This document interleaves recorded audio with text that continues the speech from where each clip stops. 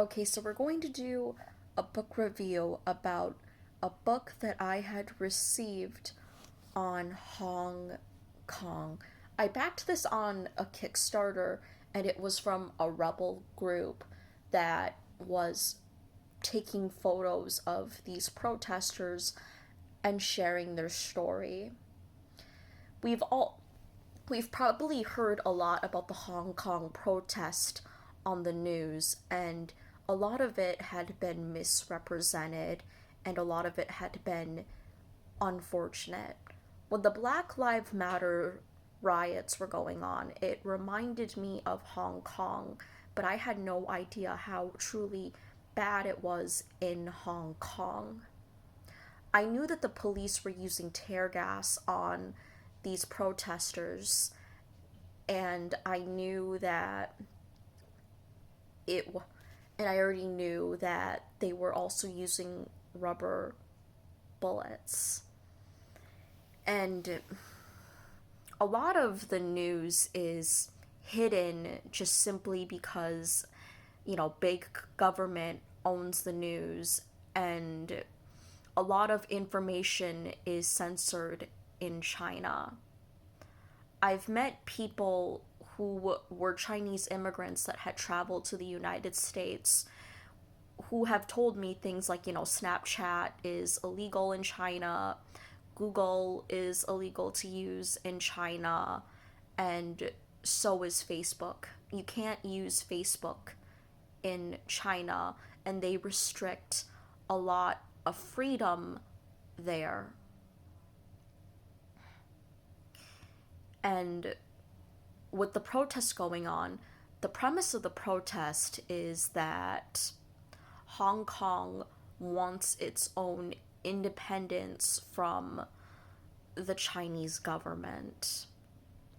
And they've been fighting for that independence, and a lot of it is seen as illegal, and you would hear things about the protesters being the ones that were violent, and you also hear this with Black Lives Matter.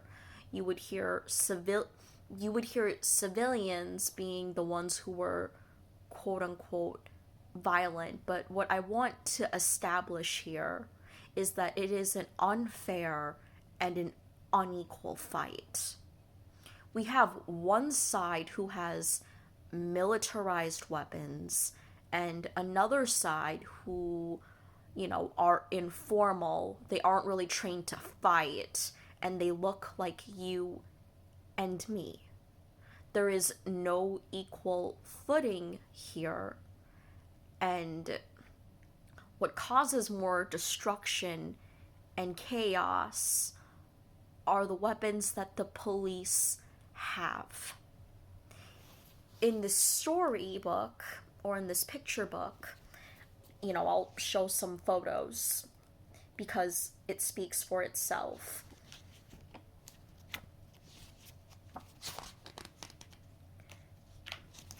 This was the first person had who was the first eye injury. And as you can read this, he was against the amendment of the extraction law in adamantly. And at 3 p.m., a confrontation broke out between the police and the protesters. The police fired 240 tear bombs, deadly rubber bullets, and beanbags to disperse thousands of protesters. Young was waiting outside the government headquarters, standing in front of the police of the line of defense. He kept watching their actions when he was hit in the face by a police projectile. He would have never thought it would be the last thing he ever saw with his right eye. He lost his right eye during an encounter with the police.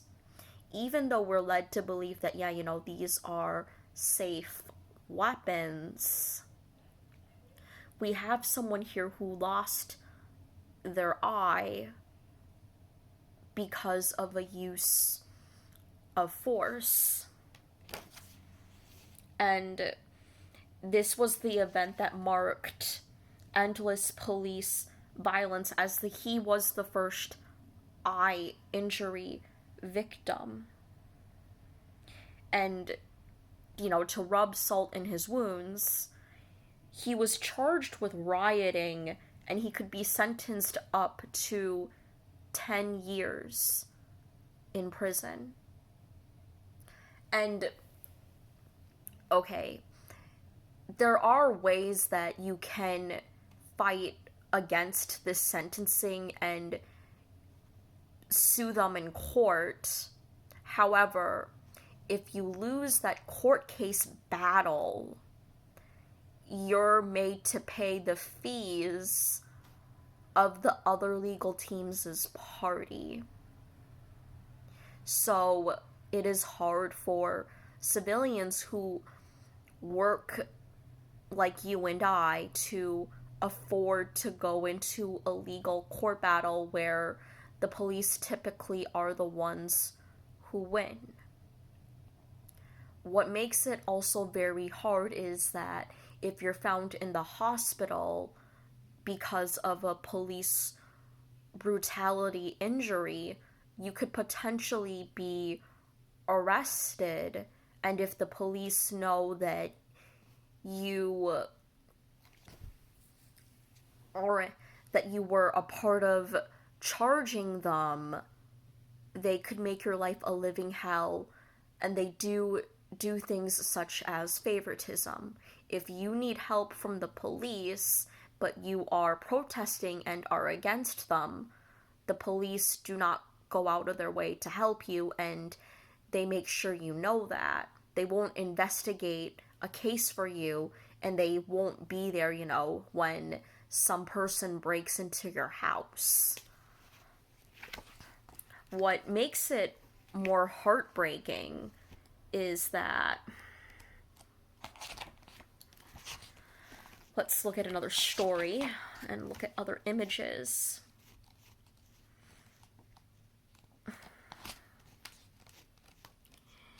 These people, they weren't all just rioters and protesters from the beginning.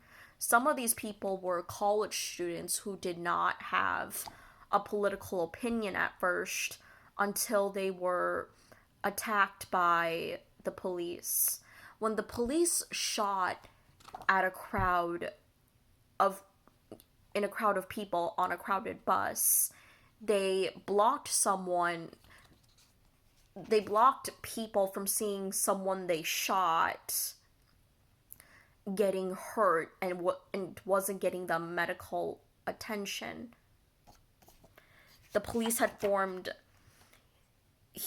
a human chain around them to prevent civilians who were around the situation to see what was actually going on, and it was just charged as rioters being violent. And then with what's going on also is that there are these vigilantes that go around dressed in white. They support the police. And while they support the police, they are attacking innocent civilians in the name of the police and in the name of the Chinese government. This would be seen as, the Trump supporters that go around attacking people who were a part of Black Lives Matter. And what makes it worse is that when these people, when, you call the cops on these people, the cops don't do anything about it because they're on the police's side, and the police secretly condone these people going around and attacking those who disagree with them. Disagreeing with someone in Hong Kong and in China is seen as a federal crime. There were teachers who were charged in the universities for teaching their students anti-government things and things within the Chinese government that weren't necessarily the best. And what makes things worse is, when you remember the Black Lives Matter riots that were going on, there were these reporters that would get attacked. There was this reporter that lost her eye in the protest, and my brother was actually there. Well, student reporters who are going around to just scope and see the news, they're not seen as reporters, and they get charged with rioting.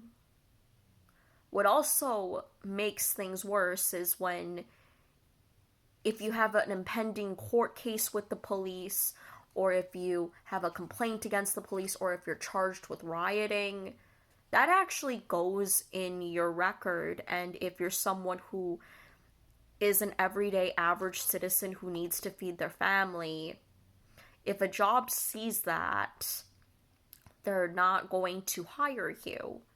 They're going to promptly tell you that I don't want you working here.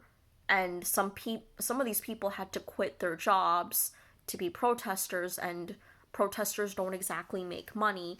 And if you're going to ask why they did this, it's because they don't want to live in an oppressive regime, and they believe that their rights matter more than their physiological needs.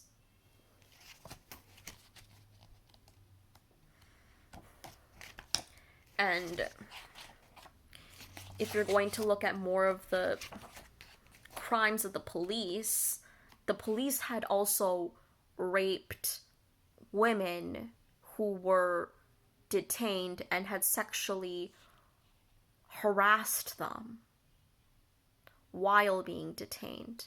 The police are this authority that abuse their power, and the news is trying to make it seem as if there's an equal footing or an equal fight, but in reality there's not, because we have one side that has these militarized weapons, and we have another side who are just, again, people like you and me who have no experience in combat, who have no experience in weapons. And there was an incident where one of these protesters, when they were trying to escape, they had a smoke bomb. And the news was trying to make it seem as if they had an actual bomb. Yeah. So when they had a smoke bomb,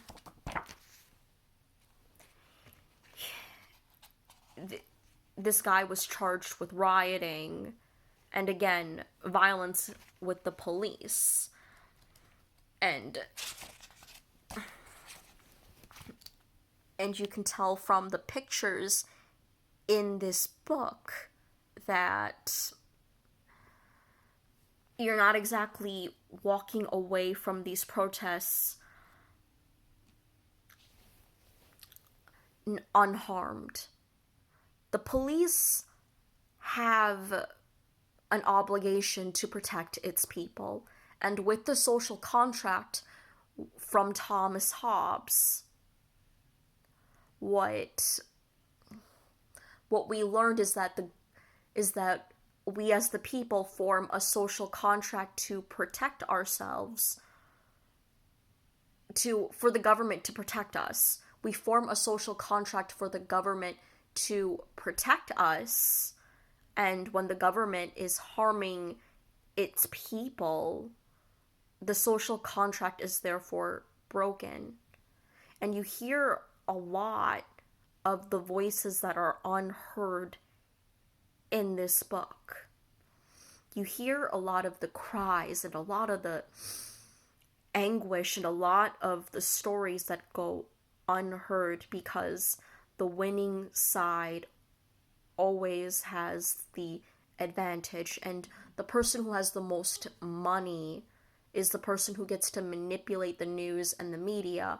And we all know that Facebook does have tendencies to spread fake news.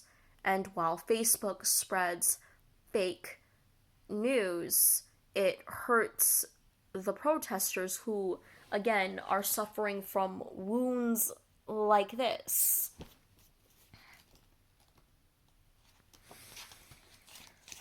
And here's a picture of a guy who had his ear bitten off. And it says on here that Hong Kong citizens had formed human chains in November 3rd, 2019, during the large shopping malls to protest the recent police crackdown. The police broke into those shopping malls and used pepper spray to attack the general public. This isn't just attacking people who were protesters. This is attacking the general public, and I can't fully say all of the horrific things that I've read in this book because it is a lot. It was a lot to take in reading the pain that these people had went through. And they care about their kind, their common kind. And one of the bloodiest scenes had took place in the City Plaza Mall in Takimo. At 7 p.m., just outside the shopping mall, a man with a Mandarin accent slashed people with a knife because of his difference in political views. Several people were bathed in blood. Andrew Chio, a district counselor who tried to mediate, he tried to make peace within the situation, he got his ear bitten off. And from this, it says that I will never forget the sound of my ear being bitten off. He was covered in blood and almost unconscious. And the first responder kept him awake by tapping his face. He stayed in the hospital for almost 3 weeks for a recognition operation. Unfortunately, the auricle was narcotic and needed to be removed. He ended up needing 35 stitches. I would have sudden throbbing pain from the wound, just like that of lightning strikes, said Chui. Because of fluid contact with the suspect, Chui needed to take anti-AIDS medication, which gave him side effects such as confusion and difficulty in focusing. To ensure no other side effects were caused by medication, blood tests were required periodically.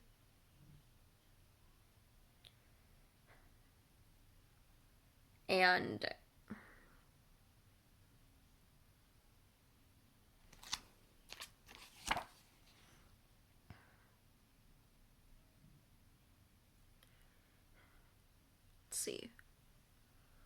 let's see what else.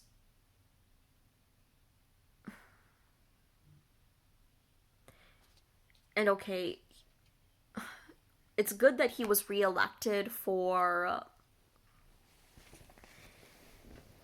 his campaign, and I don't really fully know about that because I don't really fully know about Chinese politics or Hong Kong politics, but I do know that, okay, so it says here on April 26, 2020, hundreds responded to online calls to protest under the slogan, "Singing with You," by gathering at City Plaza Mall. Riot police holding pepper sprays cans entered the mall to disperse the crowds, and Chiu questioned the police why they would break into a private premise. Several police officers teased him. He lost his ear. He can't listen, while rubbing their ears in front of Chihu. Chihu filed a complaint with the Equal Opportunities Commission for their acts of disability discrimination. Yeah, you heard it right. The police were rubbing salt in his wounds by rubbing their ear and by saying things like, he lost his ear. They had a lack of compassion for something that they caused. They do not care who they hurt. And this guy was someone who was trying to make peace with the situation. And you have a side that is arrogant and who doesn't want to make peace. The police, it's either their way or the highway, and they're doing this because they believe that they're given a higher sense of authority, and because of that taste of authority, they feel as if they have the right to, publicly execute people, to hurt them, to choose who to help and to choose who not to help, and to let, other people get away with doing things on their behalf, such as hurting them, which is what the people in white are.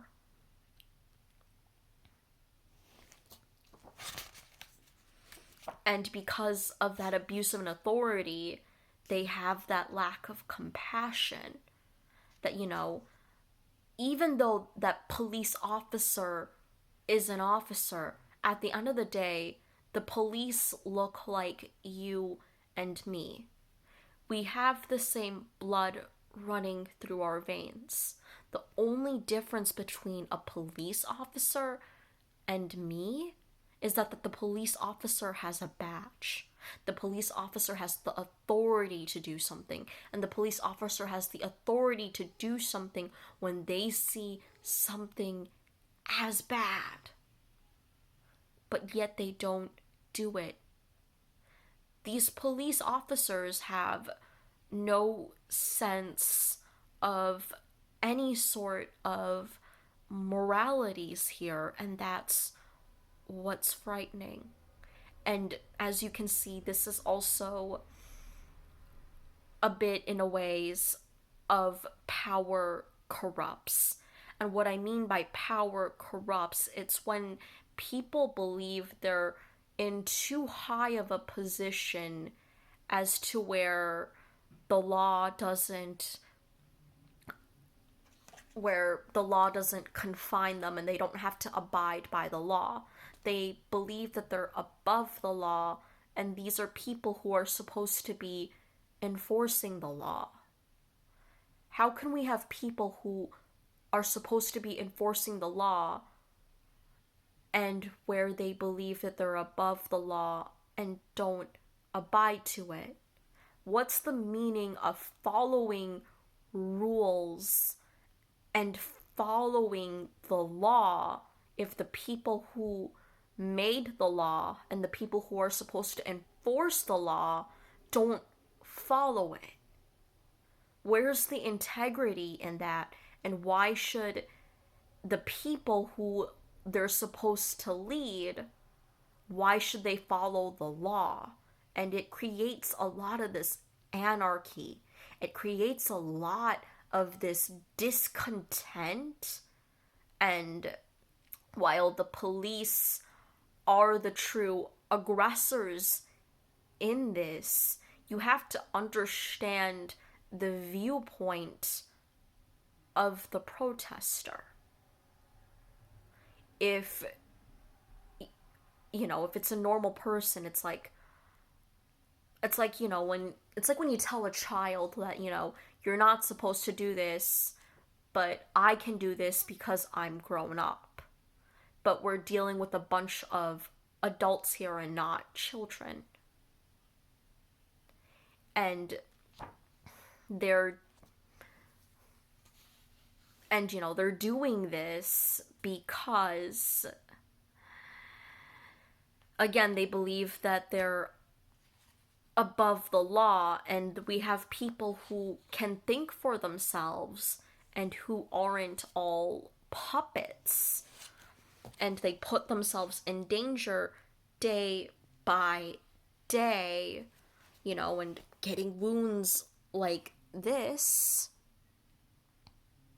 because they know that it is wrong for those who enforce the law to let people get away with getting hurt.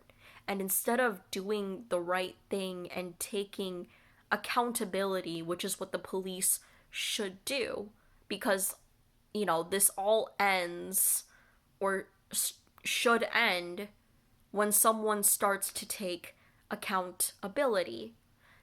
When the police were responsible for a guy's ear being bitten off, all the police could do was mock the guy and not take any accountability as to, okay, it was my actions that led this guy into having his ear being bit off. And then, when we get towards the end of the book, how would Endgame end? And this protest has been going on for years. This is the true message of the protesters. We love peace. We indulge in pleasure. We would rather die than live in silence. And we go on marches. The sweat we gave was the price that most Hong Kong people were willing to pay for democracy and freedom. Who would have thought that we would have to become violent? Because the majority of Hong Kongers have a heart of justice, defending the weak from the strong. We must step up, seeing injustice. Therefore, we had the Umbrella Movement after 86 tear-gas bombs were fired in Alamornie in September 28th of 2014. In the past year, police brutality, assaults, insults, indiscriminate arrests, and prosecutions that happened daily were the feel of the civil disobedience movement. In this era of live webcasting, bloody pictures spread from phone to phone, inspiring people to come out and participate in protests. This turned people who initially had no political stance into peaceful protesters and transformed the already peaceful protest into violent ones. However, there aren't many of these violent protesters left. Protesters are facing the police, who are well equipped with unlimited resources and can legally kill people. The force of the two sides can't be compared at all. How long can we persist, even if we are standing on high moral ground, but advance our fight with flesh and blood?